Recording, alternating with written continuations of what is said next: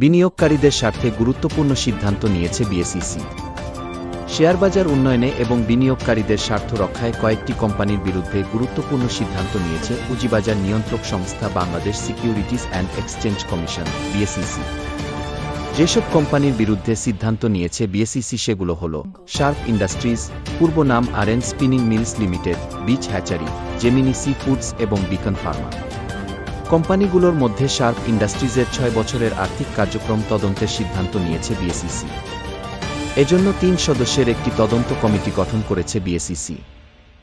তদন্ত কমিটির সদস্যরা হলেন বিএসইসির উপপরিচালক মোহাম্মদ শহীদুল ইসলাম, সহকারী পরিচালক মোহাম্মদ আনোয়ারুল আজিম এবং মোহাম্মদ আরিফুল ইসলাম। এই তদন্ত কমিটিকে প্রতিবেদন বিএসইসিতে 60 দিনের মধ্যে জমা দেওয়ার নির্দেশনা দেওয়া হয়েছে। বিএসইসির আদেশে বলা হয়েছে, শার্প ইন্ডাস্ট্রিজের গত 6 বছরের কার্যক্রম পর্যালোচনা করা জরুরি, যা কোম্পানির বাস্তব পরিস্থিতি পরীক্ষা করবে এবং সাধারণ বিনিয়োগকারীদের স্বার্থ সংরক্ষণে সহায়তা করবে। তদন্ত কমিটি সিকিউরিটিজ অ্যান্ড এক্সচেঞ্জ অধ্যাদেশ 1969 এর সেকশন 21 এর অধীনে গঠন করা হয়েছে। তদন্ত কার্যক্রমের অধীনে 2020 থেকে 2024 সালের মধ্যে কোম্পানির উপর আগের নিরীক্ষকদের দেওয়া আপত্তি বা বিরূপ মতামতগুলো বিশ্লেষণ করা হবে। এছাড়া কোম্পানির চলমান সমস্যাগুলি চিহ্নিত করা হবে এবং অভ্যন্তরীণ ব্যক্তিরা কোনো অযৌক্তিক সুবিধা পেয়েছে কিনা সে সম্পর্কেও অনুসন্ধান করা হবে। এই প্রক্রিয়ার মাধ্যমে গঠিত কমিটি কোম্পানির বাস্তব চিত্র এবং অন্যান্য প্রাসঙ্গিক বিষয়গুলোও তদন্ত করবে। এদিকে 5 ব্যক্তির বিরুদ্ধে জেমিনি সি ফুড লিমিটেডের শেয়ার কারসাজির অভিযোগ উঠেছে, যে কারণে ওই 5 ব্যক্তিকে 3,85,00,000 টাকা জরিমানা করেছে বিএসইসি। বিকন ফার্মাসিউটিক্যালসের ব্যবস্থাপনা পরিচালক এমডি মোহাম্মদ এবাদুল করিম, তার ছেলে মেয়ে এবং পরিবারের সদস্যরা জেমিনি সি ফুড লিমিটেডের শেয়ার কারসাজিতে নেতৃত্ব দিয়েছেন। জানা গেছে, 2023 সালের 1 জানুয়ারি থেকে 7 মে পর্যন্ত সময়ে মোহাম্মদ এবাদুল করিম সহ তার পরিবারের সদস্যরা জেমিনি সি ফুডের শেয়ার দর যোগসাজশ করে বৃদ্ধি করে। বিভিন্ন অভিযোগের পরিপ্রেক্ষিতে তদন্ত সাপেক্ষে কারসাজির সঙ্গে জড়িতদের চিহ্নিত করে শাস্তির আওতায় এনেছে নিয়ন্ত্রক সংস্থা। কারসাজিকারীদের মধ্যে রয়েছেন এবাদুল করিমের 2 সন্তান, তার শ্যালক ও নিকটতম আত্মীয়।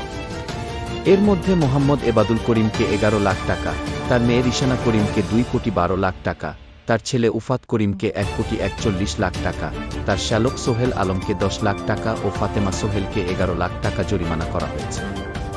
সে হিসেবে আলোচ্য সময়ে কোম্পানিটির শেয়ার কারসাজির জন্য মোট 3,85,00,000 টাকা জরিমানা করা হয়েছে।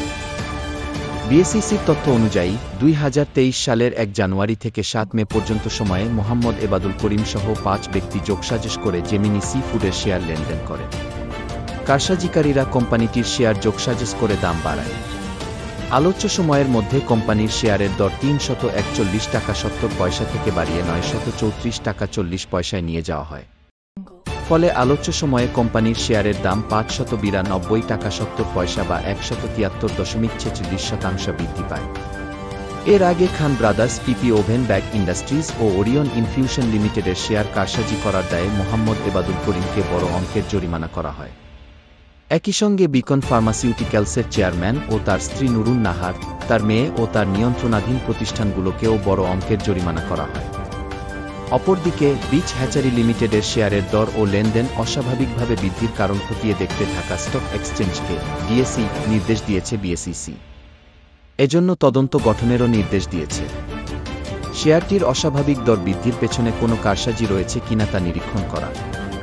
আগামী 30 কর্মদিবসের মধ্যে ডিএসইকে কমিশনের কাছে এ বিষয়ে প্রতিবেদন জমা দিতে বলা হয়েছে। মঙ্গলবার 25 মার্চ বিএসইসির উপপরিচালক শহীদুল ইসলাম স্বাক্ষরিত এক চিঠিতে এ নির্দেশনা দেওয়া হয়। বিএসইসির চিঠিতে বলা হয়েছে, সাম্প্রতিক সময়ে কোম্পানিটির শেয়ারের দাম ও লেনদেন উল্লেখযোগ্য হারে বৃদ্ধি পেয়েছে, যা অস্বাভাবিক ও সন্দেহজনক। এ পরিস্থিতিতে ডিএসইকে কোম্পানিটির লেনদেন সম্পর্কে তদন্ত করার নির্দেশ দেওয়া হল। চিঠিতে আরও বলা হয়, সাম্প্রতিক সময়ে কোম্পানিটির শেয়ার দর ও লেনদেনের অস্বাভাবিক বৃদ্ধির কারণগুলো বাজারের কারসাজি, ইনসাইডার ট্রেডিং ও অন্যান্য বাজারের অপব্যবহার সহ চিহ্নিত করে 30 কার্যদিবসের মধ্যে কমিশনে তদন্ত প্রতিবেদন জমা দিতে বলা হল। চিঠিতে আরও বলা হয়েছে যে, তদন্তের কার্যক্রম চলাকালে কোম্পানিটির সন্দেহজনক লেনদেন সিকিউরিটিজ এক্সচেঞ্জ কমিশন সম্পর্কিত স্টক ডিলার, স্টক ব্রোকার ও অনুমোদিত প্রতিনিধি বিধিমালা 2000 সালের এর আচরণবিধি 6 ও 8 এবং সিকিউরিটিজ এক্সচেঞ্জ, স্টক ব্রোকার এবং 2000 আইনের জন্য অসম্মতিকে আকৃষ্ট করতে পারে। এই বিষয়গুলো তদন্তের সময় বিশেষ গুরুত্বের সাথে খতিয়ে দেখতে হবে।